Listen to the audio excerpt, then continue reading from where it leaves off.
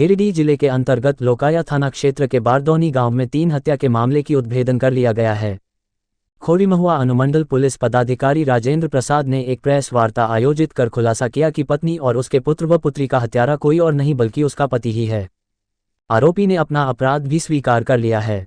गौरतलब है कि तिसरी प्रखंड के लोकाया थाना क्षेत्र अंतर्गत बारदौनी गांव में अपने घर से महज 2 किलोमीटर दूरी पर पनियाया तालाब के पास पत्नी और बेटा का शव को फांसी में लटका पाया गया था और 8 वर्षीय बेटी की शव को तालाब में फेंक दिया गया था, जिसे खोरीमहुआ अनुमंडल एसडीपीओ राजेंद्र प्रसाद ने बताया कि 24 घंटे के अंदर हत्यारा पति चारों हेमरों को गिरफ्तार कर न्यायिक रियासत में जेल भेज दिया गया। खोरीमहुआ एसडीपीओ राजेंद्र प्रसाद के नेतृत्व में टीम का गठन किया गया था, जिसमें लोकाया थाना प्रभारी अमित कुमार, थानसिंह डीओपी प्रभारी नीरज कुमार, तिसरी थाना प्रभारी रंजय कुमार, मानसा डीओपी प्रभारी अंकित कुमार शामिल थे। दिनांक 1/4 को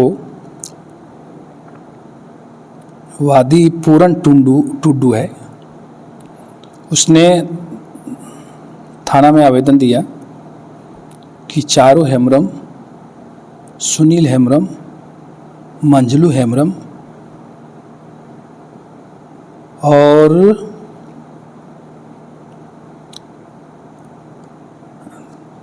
ये तीनों है सो मेरी बहन पूरन टुड्डू की बहन थी जो मृतक का है, कि ये तीनों मेरी बहन को, भगना को और भगनी को हत्या करके तालाब में फेंक दिया।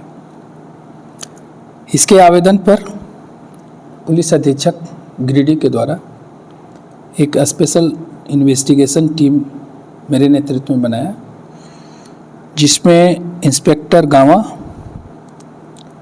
थाना प्रभारी लोकायपुर अमित, मनसा डीओपी अंकित कुमार, थानसी डीओपी नीरज कुमार, थाना प्रभारी गांवा अभिषेक कुमार, थाना प्रभारी तीसरी रंजय कुमार,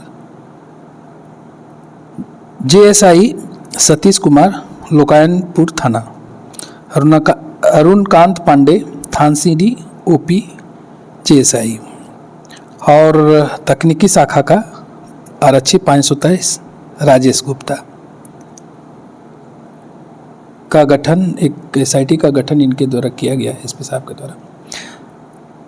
तुरंत कार्रवाई करते हुए हम लोग इसका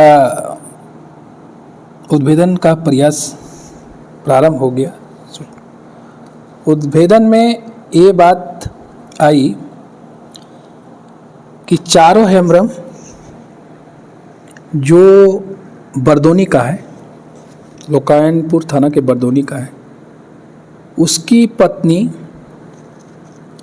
और उसके एक 9 वर्षीय बेटा और 5 वर्षीय 9 वर्षीय बेटी और 5 वर्षीय बेटा की हत्या घर से लगभग 1 किलोमीटर दूर एक तालाब है और तालाब के बगल में पेड़ है, वहीं किया। पूछताछ करने के बाद अभियुक्त चारों हेमरम जो मृतका का पति है, उसने बताया कि मेरी पत्नी का किसी से अच्छे संबंध नहीं था और इसकी जानकारी मुझे बार बार मिल रही थी, तो उसने घटना के रात के पहले उसने 4 से 5 बजे 3 लोगों के साथ काम करने के लिए शाम को निकल गया। कुछ दूर जाने के बाद तीनों मिलकर ताड़ी पिया। 9:40 में वापस हुआ। दरवाज़ा खटखटाने पर खोला नहीं गया। 10-15 मिनट के बाद दरवाज़ा खटखटाया तो उसने देखा कि घर का लाइट ऑफ है, तो उसको संदेह था। संदेह के आधार पर वो अपना लाइट जलाया तो देखा उसका रिश्ता में चचेरा भाई लगता है वो था उसके घर में। तो उसमें नौका झोंकी हुआ। नौका झोंकी के बाद वो लड़का जो था सो भाग के निकल कर भाग गया। उसके बाद ये अपना दरवाज़ा बंद किया और घर में ही मारपीट पत्नी, बच्ची के साथ करने लगा। घर में इसका साक्ष्य भी मिला हम लोग का, चूड़ी टूटा हुआ, और पैसा जो रखा रहता है, ग्रामीण लोग जो पैसा रखते हैं चुकनी में, मिट्टी का जो रहता है उसमें उस फूटा हुआ पाया, सिंदूर भी पाया गया, टूटा पायल भी छिटा फूटा था। और उसके बाद क्या हुआ, वो महिला अपने बच्चों के साथ निकल के चली गई, घर से निकल गई।